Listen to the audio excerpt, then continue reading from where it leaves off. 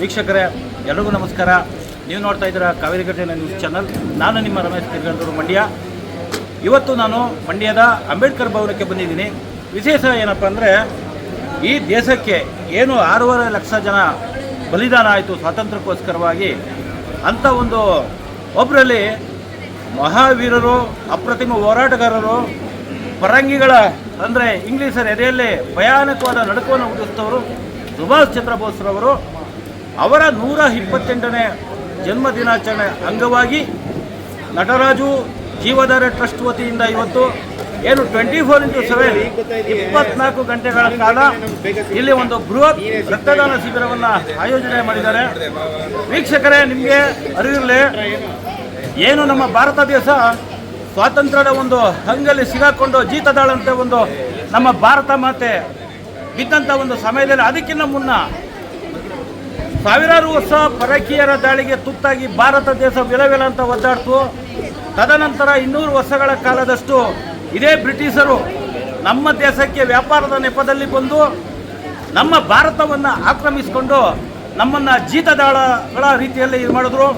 ಅವತ್ತು ನಮ್ಮಲ್ಲೇ ಏನು ಇವತ್ತು ನಾವು ಡಬಲ್ ಗೇಮ್ ಅಂತ ಹೇಳ್ತೀವಿ, ಒಳಸಂಚುಕೋರರು ನಮ್ಮಲ್ಲೇ ಇದ್ದಿದ್ದ ಕಾರಣ ಬ್ರಿಟಿಷರಿಗೆ ನಮ್ಮ ಭಾರತೀಯರು ಅವರ ಕೈ ಕೆಳಗೆ ಇರುವಂಥ ಒಂದು ಪರಿಸ್ಥಿತಿಯನ್ನು ನಿರ್ಮಾಣ ಮಾಡಿದ್ರು. ಅಂಥ ಆ ಒಂದು ಪರಂಗಿಗಳ ಎದೆಯಲ್ಲಿ ನಡುಕ ಹುಟ್ಟಿಸಿದವರಲ್ಲಿ ಈಗ ಉದಾಹರಣೆಗೆ ಭಗತ್ ಸಿಂಗ್ ಅವರು, ಚಂದ್ರಶೇಖರ್ ಆಜಾದ್, ಸರ್ದಾರ್ ವಲ್ಲಭಭಾಯಿ ಪಟೇಲ್ ಇಂಥವರ ಒಂದು ಸಾಲಲ್ಲಿ ಮಹತ್ತರವಾದ ಒಂದು ಪಾತ್ರ ವಹಿಸೋರು ಅದು ನಮ್ಮ ಸುಭಾಷ್ ಚಂದ್ರ ಬೋಸ್ ಅವರು, ನೇತಾಜಿಯವರು. ಇವತ್ತು ಅವರ ಒಂದು ಹೆಸರಲ್ಲಿ ಈ ಒಂದು ರಕ್ತದಾನ ಶಿಬಿರವನ್ನು ಏರ್ಪಡಿಸಿದ್ದಾರೆ. ನೋಡಿ ವೀಕ್ಷಕರೇ, ಇವತ್ತು ನಾವು ಯಾವುದೇ ಒಂದು ವಿಚಾರವಾಗಿ ನಾವು ಸಮಯವನ್ನು ವ್ಯರ್ಥ ಮಾಡ್ತೀವಿ.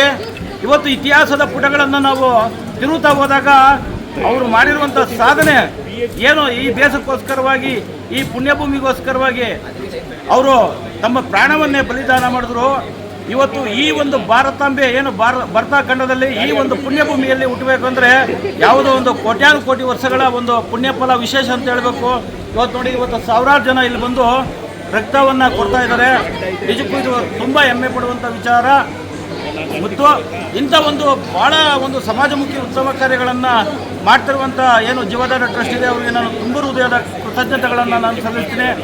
ಜೊತೆಗೆ ಇವತ್ತು ನೋಡಿ, ಏನು ಸುಸುಕಿಯರು ಅಂತ ಹೇಳ್ತಾರೆ ಸಿಸ್ಟರ್ಸು, ಒಬ್ಬ ಅವರ ಒಂದು ಪಾತ್ರ ಕೂಡ ತುಂಬ ಮಹತ್ತರವಾದದ್ದು. ಮತ್ತು ವೈದ್ಯರು ಮತ್ತು ಏನೋ ಒಂದು ಸಿಬ್ಬಂದಿ ವರ್ಗ ಇದ್ದಾರೆ, ಆಸ್ಪತ್ರೆ ಸಿಬ್ಬಂದಿ ವರ್ಗ, ಎಲ್ಲರೂ ಕೂಡ ಇವತ್ತು ಇಂಥ ಒಂದು ಪುಣ್ಯ ಕಾರ್ಯಕ್ಕೆ ಕೈ ಜೋಡಿಸಿದ್ದಾರೆ. ಮತ್ತು ಸಹಪಾಠಿ ಸ್ನೇಹಿತರುಗಳು ಕೂಡ ಎಲ್ಲ ಬಂದು ನಿಂತ್ಕೊಂಡು ಮಾಡ್ತಾ ಇದ್ದಾರೆ.